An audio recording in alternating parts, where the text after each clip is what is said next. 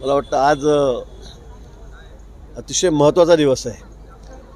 आज एक योगा आपण बघितलं असेल, एक पृथ्वी एक स्वास्थ्य अशी नवीन घोषणा मोदींनी या ठिकाणी दिलेली आहे आणि दररोज आपण सगळ्यांनी योगा केला पाहिजे। आपल्या मानसिक संतुलनासाठी, शारीरिक संतुलनासाठी हा योगा अतिशय आवश्यक आहे आणि म्हणून मोदीजींनी याचा प्रचार प्रसार देशभर नाही तर जगभर केलेला आहे।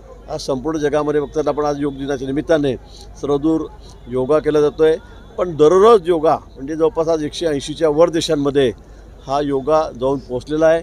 आपलं स्वास्थ्य जर चांगलं ठेवायचं असेल आणि खरंच मानसिक स्वास्थ्य जर चांगलं ठेवायचं असेल तर योगा करणं हे अतिशय आवश्यक आहे। हा संदेशसुद्धा मोदींनी या ठिकाणी दिलेला आहे आणि म्हणून मी सर्वांना आवाहन करेल की आपण दररोज थोडा वेळ काढून सकाळी योगा हा केलाच पाहिजे।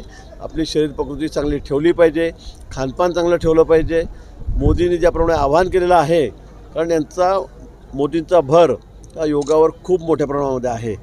हा प्राचीन असे ही आमची एक प्राणायाम पद्धत आहे, पण आज देशातच नाही तर संपूर्ण जगामध्ये हा योगा जाऊन पोहोचलेला आहे आणि म्हणून पुन्हा मी मनापासून या योग दिनाच्या निमित्ताने सर्वांना शुभेच्छा देतो। हो, तुम्ही सुद्धा आज योग केलेला आहे, तुमचा अनुभव कसा आहे? नियमित सुद्धा तुम्ही करतात का?